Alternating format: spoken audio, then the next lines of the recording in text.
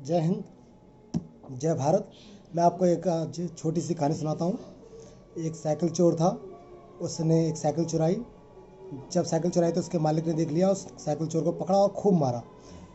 साथ में ही अगल बगल जाने वालों ने पूछा क्या हो रहा है, तो उन्होंने कहा कि साइकिल चुरा रहा था।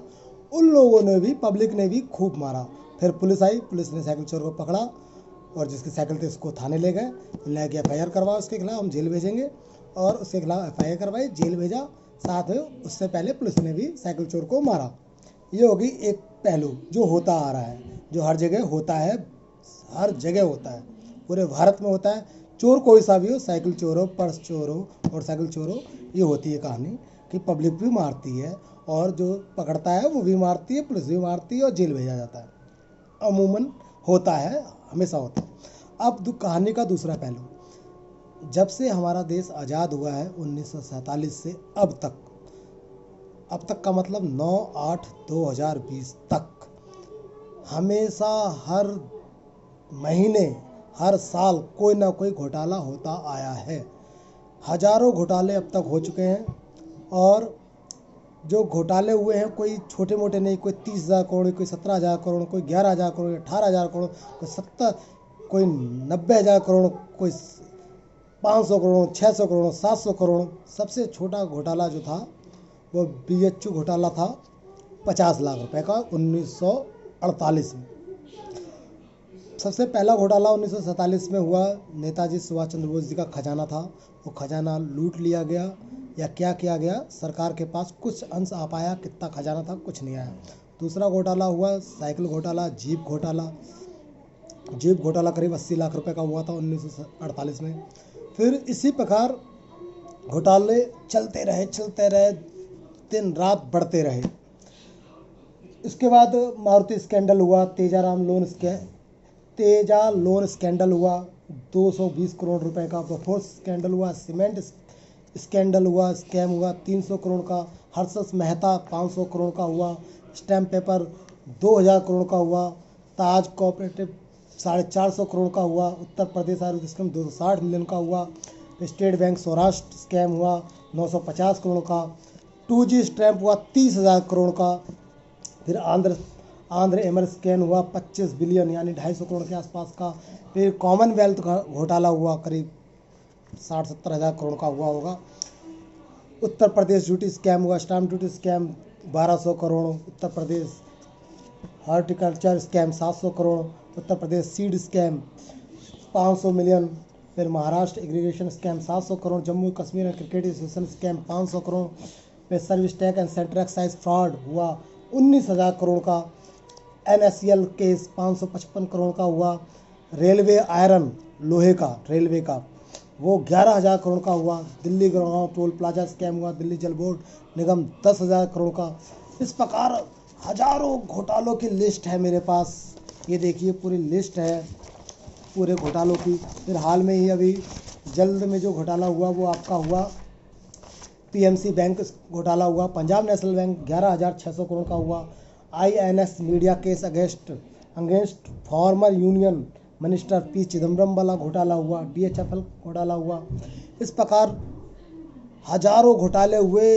ये इतना पैसा है जो घोटाले हो चुके हैं कि अगर मैं पुराने शब्दों में कहूँ, अपने बचपन के शब्दों में कहूँ, तो इकाई, दहाई, सैकड़ा, हजार, 10,000, लाख, 10 लाख, करोड़, 10 करोड़, अरब, 10 अरब, खरब, 10 खरब, नील, 10 नील, पदम, 10 पदम। इसके आगे मुझे गिनती नहीं आती है। इतना, इससे भी ज़्यादा ये पैसा है जो घोटाला हुआ है। ये सरकार का पैसा है, देश का पैसा है, 130 करोड़ देशवासियों का पैसा है। ये किसी पर्सनल व्यक्ति का पैसा नहीं, 125 करोड़ सरकार का पैसा है। तो सोचो, वो साइकिल चोर जिसने साइकिल चोरी करी, उसने एक साइकिल चोरी करने पर, मोटरसाइकिल चोरी करने पर, पर्स चोरी करने पर जनता मारती है, जिसकी होती है वो मारता है, फिर पुलिस में देता है, पुलिस मारती है, फिर जेल होता है। तो सोचो, ये पूरे देश का पैसा है, 130 करोड़ देशवासियों को क्या करना चाहिए इनके साथ, इस घोटालेबाज मंत्रियों, अधिकारियों के साथ क्या करना चाहिए 130 करोड़ के साथ, जो उस साइकिल चोर के साथ किया, क्या इनके साथ नहीं करना चाहिए? मैं आपसे पूछता हूँ, करना चाहिए कि नहीं करना चाहिए?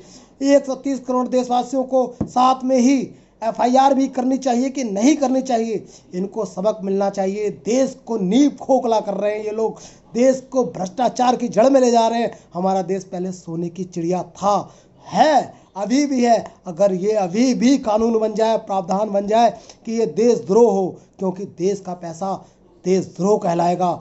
अगर कोई चोरी करता है, कोई लेता है, कोई निजी उपयोग में उसको अपने उपयोग में लेता है, तो वो देशद्रोह कहलाना चाहिए। और घोटाला नहीं, इसे चिंदी चोर कहा जाना, चोरी शब्द कहना चाहिए कि इसने चोरी करी, देश की चोरी करी, इसको देशद्रोह में शामिल करना चाहिए। माननीय प्रधानमंत्री जी से मेरा हाथ जोड़कर निवेदन है कि इस पे कड़ा से कड़ा प्रावधान बनाएं। देश को कि छोटे छोटे कानून आपने 50 बना दिए, सैकड़ों बना दिए, जनता के ऊपर कानून पे कानून बन गए। गौशाला पे करोड़ों का बजट आ जाता है, लेकिन गौशाला में गाय कम मिलती हैं। कैसी मिलती हैं आपको ही मालूम है, सारी गाय रोड पर मिलती हैं। बजट कहाँ चला जाता है? उनको पालने के लिए, पोसने के लिए, चारे के लिए पैसा आता है, कहाँ चला जाता है? मुझे तो रोज़ रोड पे दिखती हैं 200-150 गाय रोज रोड पे दिखती है। रोड नहीं बनते, गड्ढे हैं, लोग मर रहे हैं, लेकिन आप सिर्फ जनता पे टैक्स लगाते हैं। कानून बनाइए, जो घोटाले हो रहे हैं उन मंत्रियों के खिलाफ कानून बनाइए साहब।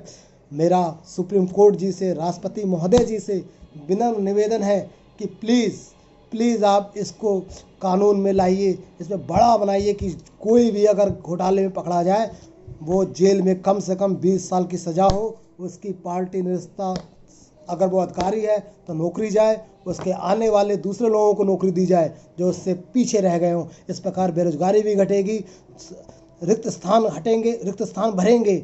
जो लोग काबिज हैं, जो घोटालेबाज हैं, अधिकारी हैं, भ्रष्टाचारी हैं, देश को खोखला कर रहे हैं, रोजगार का भी सर्जन होगा। जो पुराने लोग हैं, जो लोग बैठे हुए हैं इंतजार में कि अब हमारी नौकरी आएगी, पुराने लोग जो पकड़े जाते हैं उनको निकाल कर दूसरों को रखा जाए। मेरा निवेदन है कि इस पे कड़ा से कड़ा कानून बने, तभी जाकर ये भ्रष्टाचार और ये घोटाले रुकेंगे। जय हिंद, जय भारत, नमस्कार।